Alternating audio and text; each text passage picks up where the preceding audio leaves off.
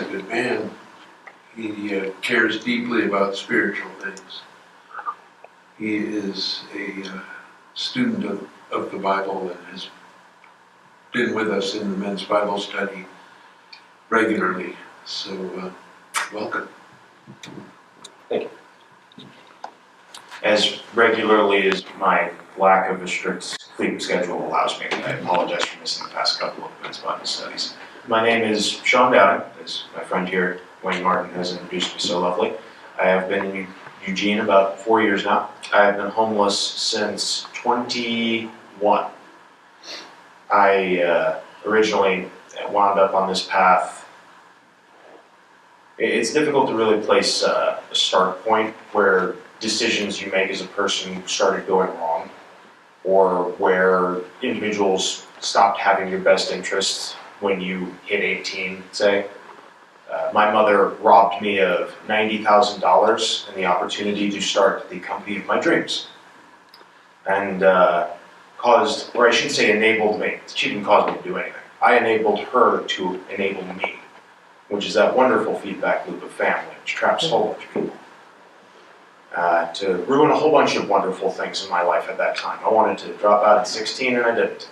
I ended up staying in high school till 18, dropped out then, gave her the money, she blew it up her arm. That's where that is. I then proceeded for the next 3 years to stumble around trying to find work. Stayed with my grandmother, stayed with aunts and uncles, stayed with my sister. The longest period of time I actually found work through that by my uncle. But eventually that all fell apart. Mostly because of me with regards to the job through my uncle. I was not physically capable of delivering roofing tiles for ABC Supply Co. for $7.25 an hour in Florida heat in the summer. I ended up moving in to my friend's place after selling the last piece of property I had to my name, my Xbox One, and couch surfed with him, found some work in Colorado near somewhere in between, it was some suburb between Boulder and Denver. Got kicked out within a week because his girlfriend didn't like me. They ended up breaking up. I still haven't spoken to him, even though I want to apologize to him because it was my inadequacies that led to me not being able to perform what I needed to do. I should have known better about certain realities of Craigslist and such like that when looking for work, and a whole bunch of other stuff. And it's just this constant trickle effect, as I'm sure some of you have started to notice with this story, of doing the best I can to find the right decision, to commit to the right kind of schedule, and to either let myself down in some way of overcommitting or undercommitting, depending on perspective, or trusting the wrong people. And by the end of it, I was on the side of a mountain in Colorado, camping, because you're not homeless if you're camping. And so, with these two random strangers that I met in front of a gas station 3 days after being kicked out of where I had been staying, they picked me up, they put me in the back of the car with all my shit, once they, forgive me. And we went up to the mountain after what could only be described as a Seth Rogen comedy, including the Asian drug dealer. We ended up going to a strip club to pick up one homie's girlfriend. She didn't come with us. We never saw her again. We never went back to that strip club again, and we ditched the dealer in Denver, and then wound up on the side of the Front Range in the Colorado Rockies for a good month and a half together, trying to find work, trying to make things work. They found work, they ditched me. They stole my shoes. To be fair, they did leave me with the tent. And so I started roughnecking it up there. I managed to find another camping spot that I set up on the literal top of a non-known named peak around Neverland, Colorado, and I found a job working at the local Sinclair gas station. And I managed to pull myself without government assistance out of that tent with that job into a trailer that I was renting on my own. Correction, a room in that trailer that I was renting on my own for $500 a month. And I made that work for almost a year. Roommate helped me find a better job once I lost my other one. But it's just, again, That's small issues that just build up, that push you towards making decisions. I had no ride down to work or up from work. My roommate was on a different schedule because he was a delivery driver, and I was head cashier. I had to be there for closing. I had to do the paperwork. The bus stops running at 10, I got off at 10:50. It is, I don't want to think about how far up the canyon to try and get home. Those cold nights. Anyway, it led me to having issues with my employer. He wouldn't work with me because he was actually trying to sell the business, it turned out later. I quit a month before he sold out on all of us. Nobody except for my roommate had warning on that. And then I ended up homeless again and back on the mountainside again because my roommate ended up getting kicked out of the trailer for a whole bunch of different reasons, from a burst water pipe that was causing mold in his bedroom to a bunch of other stuff. And I experienced a whole bunch of stuff from there afterwards once I left that trailer and that situation and just committed to me, to trying self-improvement, to trying to treat it like a mountain retreat, because I've just gone through a year of trying to make it work and clearly something's wrong here. And that's how I ended up meeting a whole bunch of different crazy characters. I met this woman named Jenny Reggie, who is from the Castle City Project, who operated out of Nepal for a good number of years, but is now, or at least last I saw, running around this country trying to get funding in order to do the Castle City here, in order to secure the funding to go do it on the land she secured in Nepal. No commitment whatsoever to actual progress with regards to my opinion, but I'm sure if she's out there and she sees this, I apologize, I know you're trying. And it's just this endless cycle that I now want to get onto, of spinning my wheels, because I have never been able to find my footing in this world for more than maybe a year at a time. And that kills me inside because I have to be doing something wrong, right? No. That wasn't a question. That's what I ask myself too often in the mirror. Because I know I'm doing at least what I can. And it just blows up in my face either because of medical issues or any number of other things.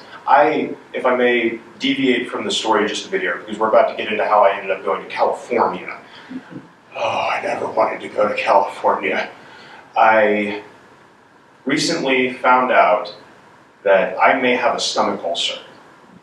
And I have a messed up right shin that I still don't know what's wrong with, because I got arrested on the same day this past May as my doctor's appointment while sleeping down by a river that I didn't know was considered a park in this city, and that I had never had an issue previously with, and had never been given a ticket for sleeping in a park previously either. I'm just stressed. And I feel like I'm rambling here while I'm trying to get across the point of, like, we're all trapped in a cycle. And it doesn't matter how economically stable you are. It doesn't matter how well off you are, how wonderfully stable your community is. Because the world our communities are built within is being stolen from us. I am witnessing before my eyes the realization among other people of something that I've started to come to realize myself this past year. And I mentioned it to my friends here on the way here today. I no longer feel like I have a home. Like I at least before felt like I had a country I could call home. I don't feel that anymore. I have not felt safe since the last time a Trumpster decided to pick a fight in front of me and I had to do something about it back in January, which is how I hurt my shin. I broke up a fight. I don't like doing that. But anyway, on to the story itself though. Ended up going to California with Jenny and a couple of other people. They turned to Spice. Jenny went off and managed to get into a program. I got into a different program because she went into a specific sheltered organization that was being run not through the state, but by the state at the time. This was all during COVID-19, by the way. I was supposed to be able to find a job within a month, is what my plan was, when I got to California, in order to get the rest of the money to get here. I then got stuck in California due to COVID-19 because of the fact that nobody would hire me. I'm a homeless man.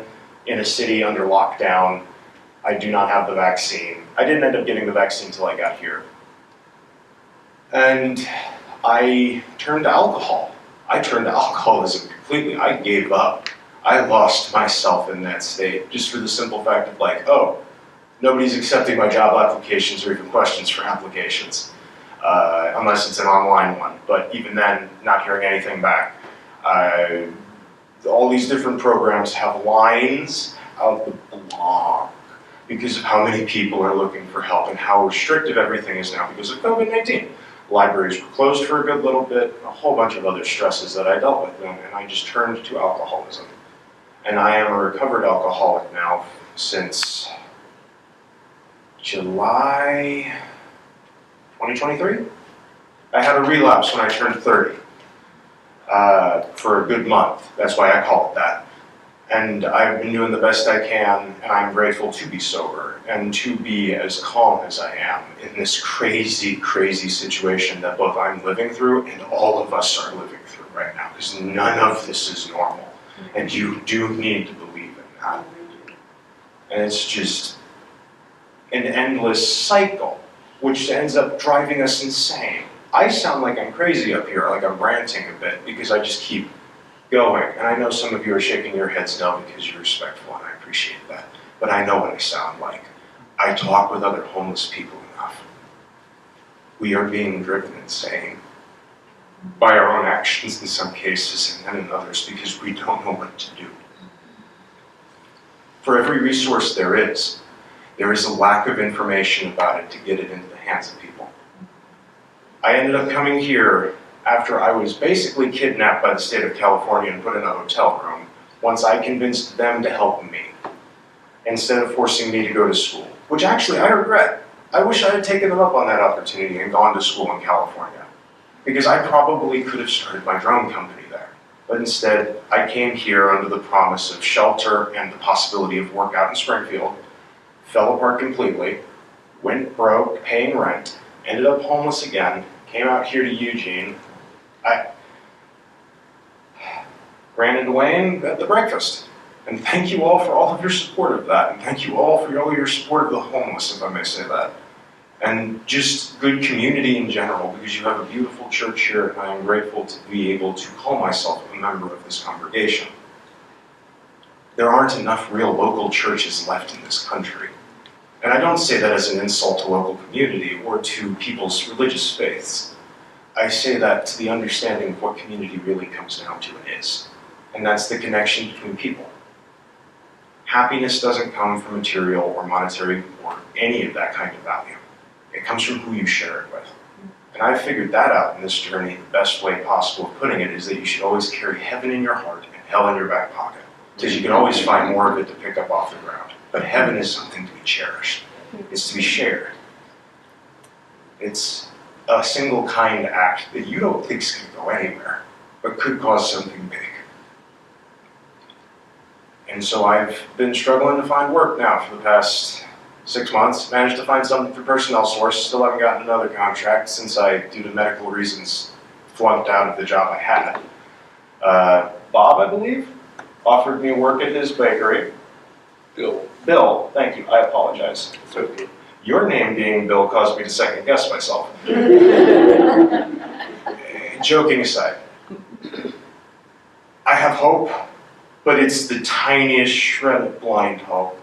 I have faith, but it's faith in God and faith in the kindness of my fellow man, not faith in where we're going.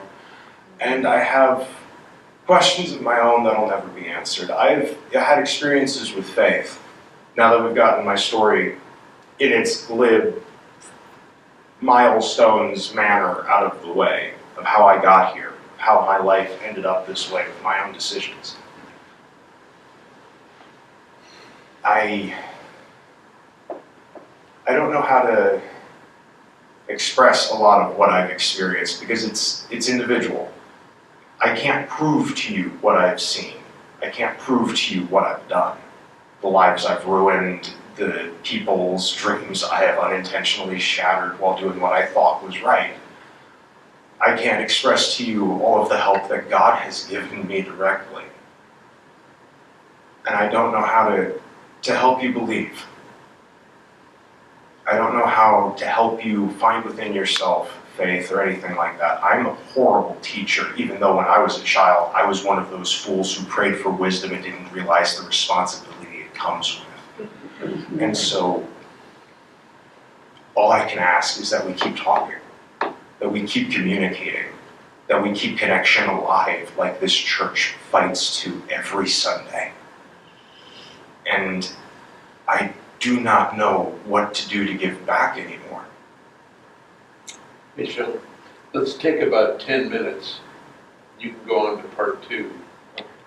I know there's some people that have been stirred by what you're saying, and let's give it some time for them to put some voice to that. I was just thinking the same thing.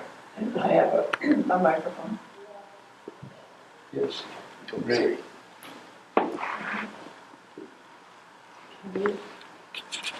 Can you share about your dream drone company? Drone Company, can you share about that? Okay, sure. So, I already made a little bit of an admission here. Feel free to think of me as weird, think of me as crazy or whatever. Again, I've had my personal experiences. I know what I have to deal with within reality and with God. I prayed as a child for wisdom, and I have had, not premonitions, intuition that I can't explain where it came from.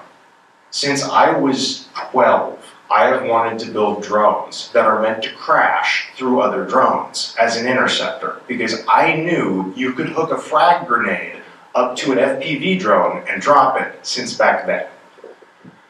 I have chosen not to give this idea away, talk about it openly in public, online, or anything like this prior to this, because of my own paranoia. There's already a dozen different interceptor concepts out there now. I'm probably screwed. So screw it. I'll just talk about it openly. I was inspired, this one I actually know where I was inspired from the red-tailed hawk.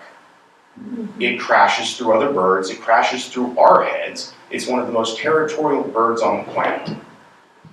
Why not design a drone capable of crashing through another drone and taking it out of the equation in any kind of situation, whether it be combat or a civilian event that you want to have secured?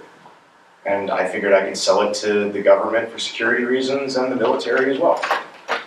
But I let my mother talk me out of it because I had no spine as an 18-year-old and thought I knew everything. But yeah, that was my dream company. And I had 2 other drones too that are still in my back pocket, which you ain't getting from me like that. But again, the red-tailed hawk's right there, and we need this one, so I'll talk. My cousin Kyle committed suicide when I was just 9, 7, something like that. I can't remember exactly. I looked up to him a lot. I know what that puts people through, even when you're distant and disconnected. I can't bring myself to cause that level of pain. That is why I'm still here. I have my thoughts that I deal with. I have been referred to as by therapists and counselors with severe depression, but stable without medication, because of my, not necessarily philosophical view of it all, but because of my ability to roll with the punches, as I put it. I don't have a better answer. How did you? Well, I have to just say I admire you, your persistence, how in the name of whatever you've managed to. Anyway, you're astonishing, in a good way. My question has to do with what you were saying about God and how, I know you said it would, I think you said it would be hard. How has God helped you? How have you felt God helping you or being there with you, or, your relationship? Can you comment at all on that? This is going to take a minute, but yes, I can. And we might not get to part 2, but that's fine. Screw it, let's just take the Band-Aid off in one go. I prayed to God a lot as a kid because my family was, as I like to refer to it, faux Christian. We were a colorblind Democratic household. I was left to my own devices a lot. And so I read a lot. And I don't mean just books. I mean articles and websites and newspaper articles and stuff like that. So I was way too plugged into the news cycle before I was even 13. And I prayed to God, realizing that at my church at least, that I was going to as a kid, nobody was treating God like a friend. Nobody was treating God like someone who might need help themselves. Nobody was... I hesitate to use the word honest, because I'm sure from people's perspective, we're always honest, because we always want to view ourselves in that best light.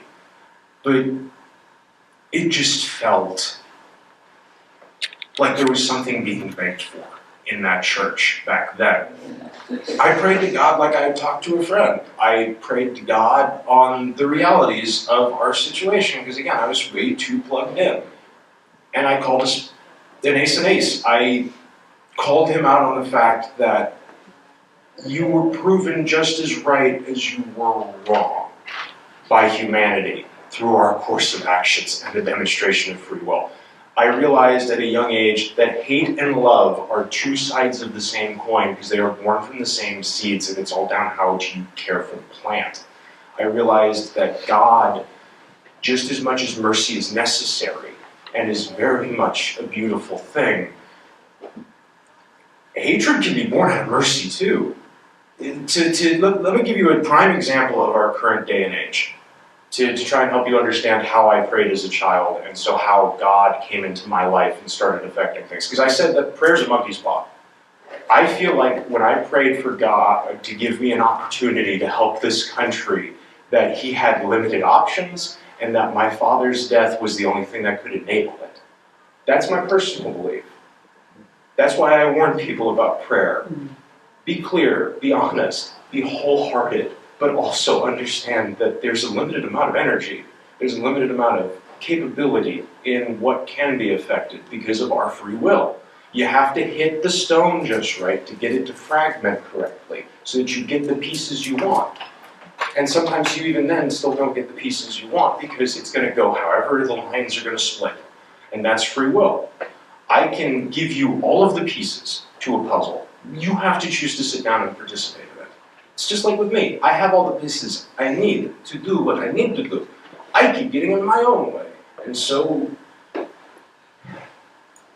it's a crazy thing, synchronicity and coincidence and all of this wonderful stuff that human perception has granted us. But we lack a significant understanding of the energy connection of the universe and how interconnected it all is. God is within each of us and within each of our tiers, down below our perceivable level.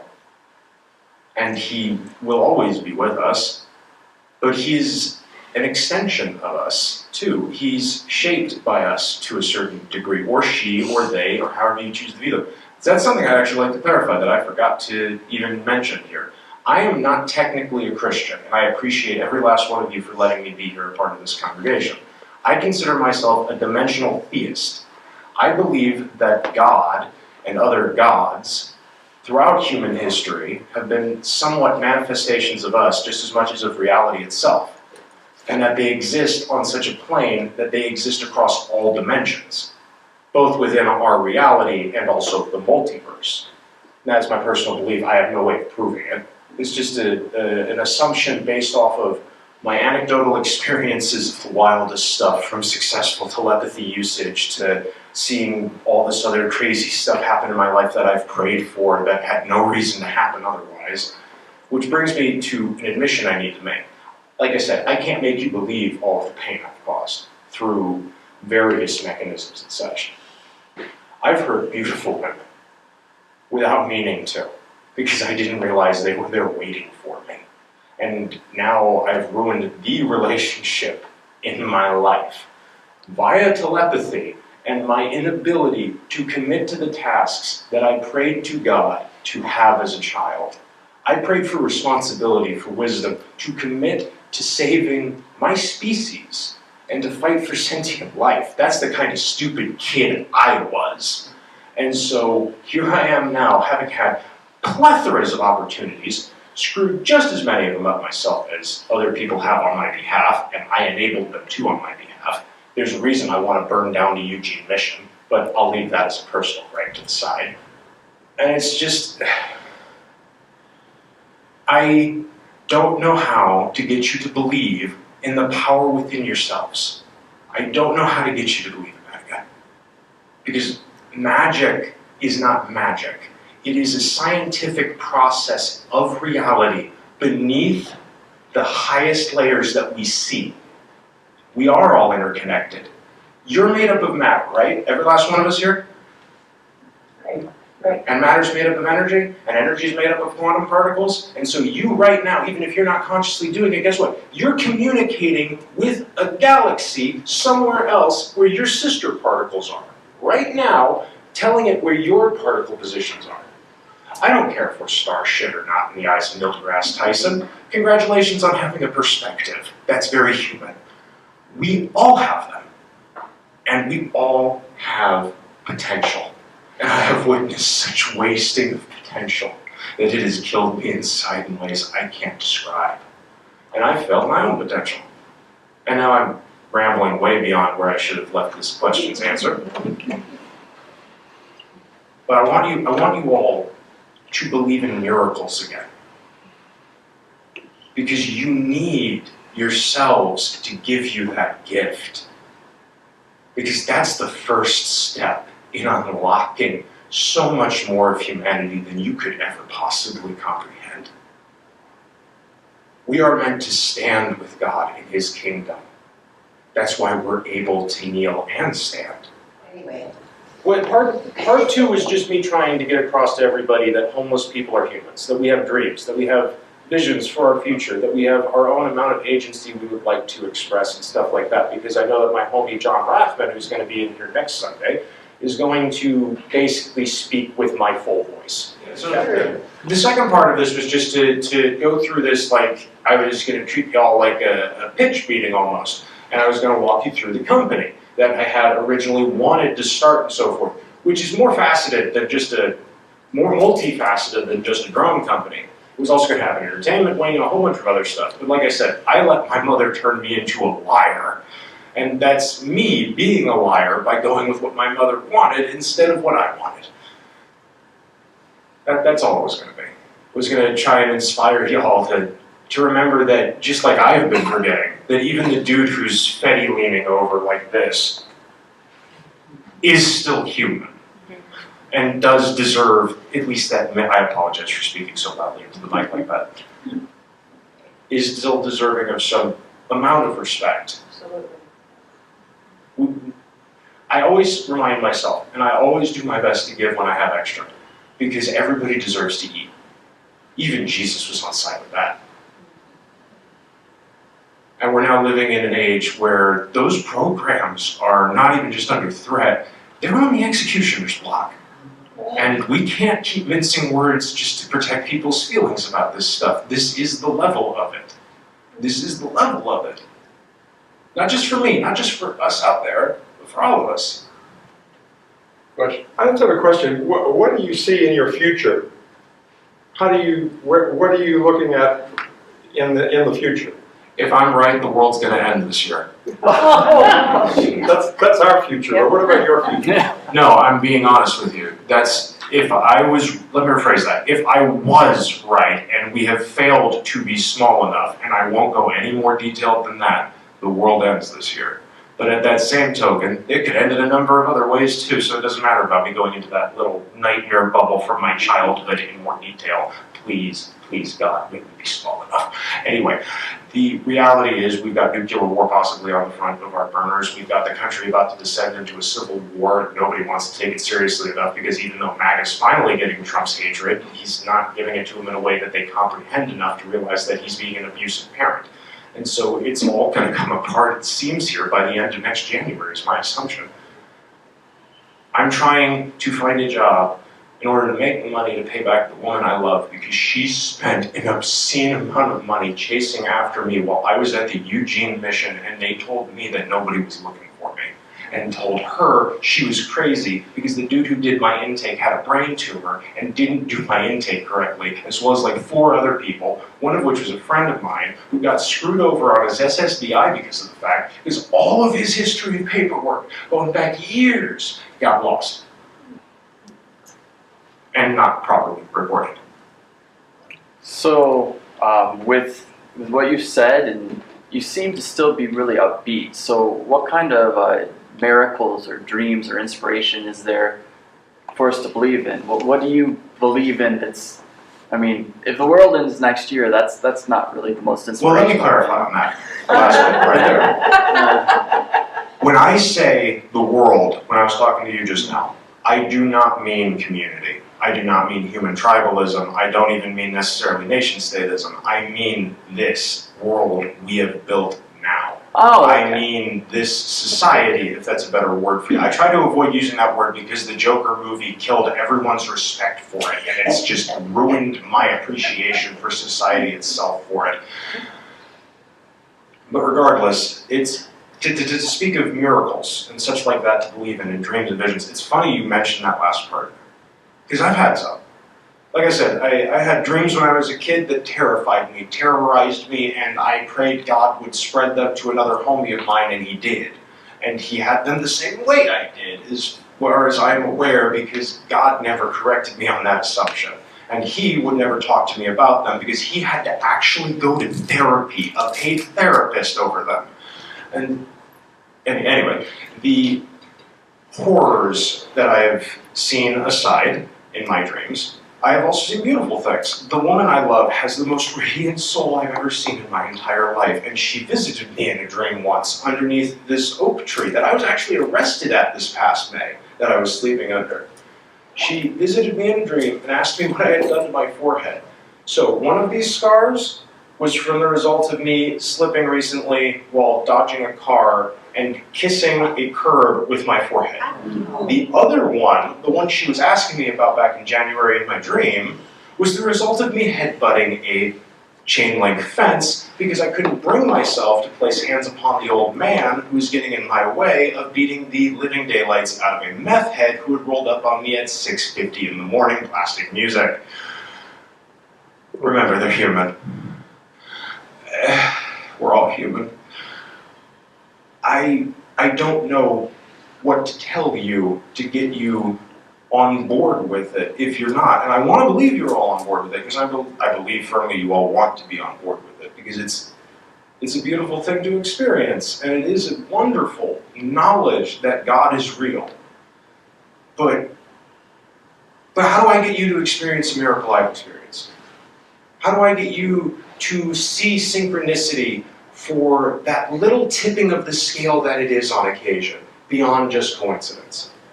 I don't know how to do that. We've had the book for 2,000 years. We've had versions of the book longer than that. We've had various messiahs, prophets, and other individuals who have stood up, been executed, and a number of other things, trying to get the message across that we are the quantum conversion point without putting it in those words. God is not quantum electricity. I want to clarify that. God is not quantum energy or a quantum particle. He or they or she, however you perceive them, is consciousness manifest within the energy of the universe itself. Because this whole society that we have right here is the wildest of offshoots and growths between material and energy. And there's a whole universe for us to experience if we would just be willing to. And that's not an endorsement of psychedelic drugs. That's not an endorsement of anything. I've done what I've done without needing a single stimulant in my life. Shawn, thank you. Keep going. I'm not the last speaker.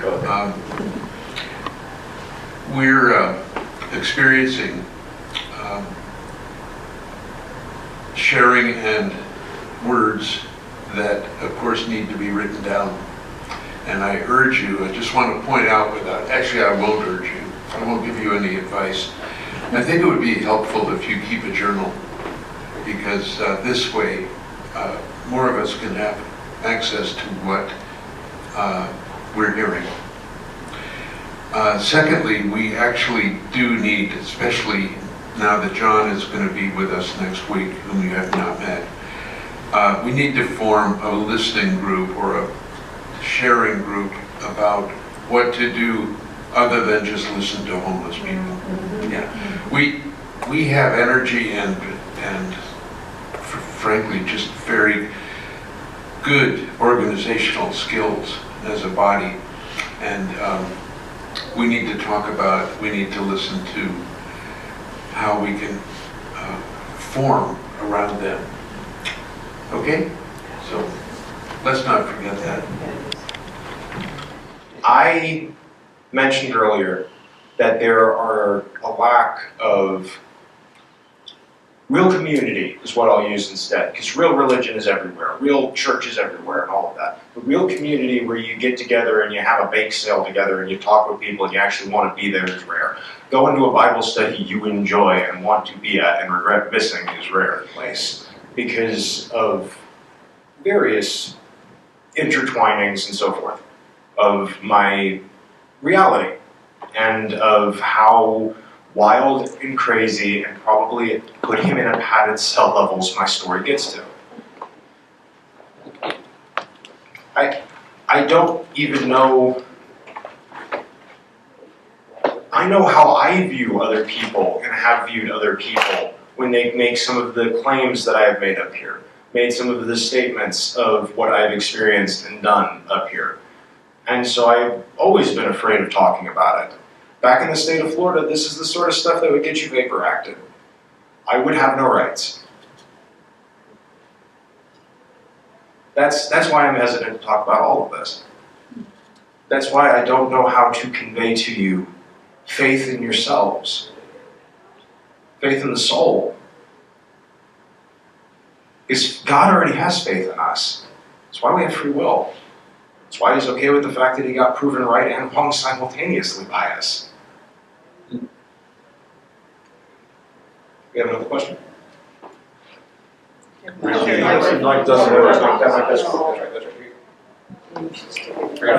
As you're stating, I don't know how to make you all see miracles within yourselves and things. My observation is that we live in fear, and the fear that we live in traps us from expressing our light fully, and the fear of taking risks. And when we don't express our light, there's less room for miracles and miracles to be seen. And there's much beauty I see more in wisdom in people than creativity. But the world often places this fear in us because it hurts us when we speak, and then we shut down and hide. And I think that suppresses miracles. Thank you. That was beautifully said, Eric. I agree with that. And in reality, we're trapped in more ways than I think we accept and realize by fear. You saying that just now has made me look at a lot of what I've done over the past 2 years in a slightly different light in reality, because I have been constantly operating from a place of fearing that I'm going to hurt someone that I love, or any number of other things with the things that I can do, because I have already done it before without meaning to. We all need to move past fear.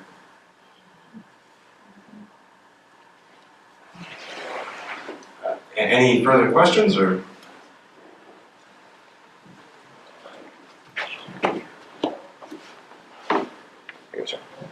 Yeah, I'm just going to point out a contradiction or conflict Sure. that we have. We have a preschool here, so we're protective of the church, and we have preschool kids who are not church members who come through this church. And we have people who are staying sometimes overnight and leaving items behind, everything from paraphernalia to just litter. Is there a place that when we encounter those folks, is there a place that we can recommend where they would be safe to go to? I mean, particularly right now, it's really hard to figure out where is safe for someone who is a rough camper. I appreciate the question. Thank you, Vic. I have thought about this one myself too, because of the simple fact that I hate it too. I've cleaned up too many. I can't tell you how many needles I've picked up and they're full of it. And you can only empty it out, break the tip, put it into the cap properly and toss it in the sharps container. And even then, I think actually they want us to stop breaking the needles. This requires a conversation about something slightly off topic, if I may, for just a quick second. Because this stems from the reality that they're not going to take the advice that we could give them, in most cases. There's a few programs that I could point people to. If you can make the most of it and understand the flawed system it is, you can get help at the mission. There's a number of rehab centers and such. There's a number of safe spot encampments and such. I don't know how secure the funding for any of these programs is because of the way our state stands right now with the federal government deciding that it is a kingship and not a presidency. I can't tell you which program is still going to be here 12 months from now. I can't tell anybody that. What I can tell you is that it's a lot of labor, and I understand that. They've given up. These individuals you're talking about that are leaving behind the trash, that are leaving behind the needles, they've given up on any number of key issues within themselves, within society, or within their connection to society. There's a fundamental break that would require them to have a stable living situation, economic support in that situation, as well as therapy, counseling, and probably some sort of drug counseling beyond that. Basic counseling, just to clarify that I mean all three and not just one. Because I've met them. I've been friends with a few of them. I've met recovered addicts. It's possible, it's real, but you've got to want it. And they don't want it because they see whatever they choose to see. Some of them see the system for what it is and they've given up all hope, and so it's their escapism. For some people it's any number of things, and I weep for it too, because they go wherever they can think to, and they don't often think because they're not feeling and they don't want to think. That's the reason why they abuse. That's why I abused alcohol back in California, but thankfully I avoided being in such nice locations as this. I camped out alongside a golf course while I was drinking. And it's also a bit different of a paraphernalia issue. Alcoholics can tend to be a bit easier and better to deal with because of the fact that we don't have needles everywhere. We're not constantly passing out and all the rest of that. And so it is a very much different scenario and societal view of us. And it's a different level of resources too that are available to that. Buckley just moved into a new building, the old Salvation Army building on the 7th. And we still don't know what they're going to do with the old building. There's no place that you're referring to. There is no place you can tell people to go to. I hate to be the one to reinforce that, but it's the truth. And they're working at making it no place. Yeah. There's no place. Eric's got a question behind you. And then we have to say thanks. This is working again. Oh, Hello? Okay. I just wanted to say, I'm glad you clarified the thing about the end of the world, because I see that. I see that there's just been allocated enough money for an internal army, and at the same time, the amount of money that's being taken from the support programs is going to force things to be different. So I can see that too. And I think that what we're going to need to do is community's going to be really important, and we're going to have to create some networks to take care of each other. Community defense starts with one, and you must always remember that. It takes one person standing up to show a community where the line is. Never forget that. We are that line. Community defense starts with one. It's what I told myself when I ran into that fight back in January. That's what I'll tell myself the next fight I run into, even though I don't want to. Yeah, I wanted to speak to Vic's question, which I agree very much with Shawn and Wayne, there is no place. And I think for me, what's really important is that I reflect on my life in my past and today and think of all of my actions and inactions that help to create the circumstance that these unhoused people are in. And the fact that some of these unhoused people have no place to sleep, are using needles. We gave them the needles, we gave them the drugs, we took away their living circumstances, we took away their hope. And I think it's important for me to look within and really reflect on all my choices to ignore others in every single behavior and thought, and to realize that I'm a part of that reality. I keep speaking to community for a reason. I keep loving this place for a reason. These conversations happen. These conversations don't happen elsewhere. This is a beautiful thing. We have come together and broken through our shared comfort bubbles. We've broken through our isolation and our insulation from these realities already many times in our past, and we're doing it right now again, and we'll do it again in the future. But we have to remember what that means and what that requires and what that does. We have to step outside of not just this comfort zone that we've all been taught since we were kids, but the comfort bubble that we ourselves have established and consider the only thing we need to worry about when we rely on it. We have to start realizing that our employment, that our lives, our loved ones, and all the rest of that are more interconnected than we've ever given proper credit for. The sinews of our society are rotting away. The connections of our society are probably dead. But we have a fighting chance at bringing it back because miracles are real. And so I want to say thank you to Eric, I want to say thank you to Vic, Wayne, Janet, thank you both very much. And thank you, David, and everybody else for all of your patience and time. Thank you all for your good and great questions. Thank you. Thank you.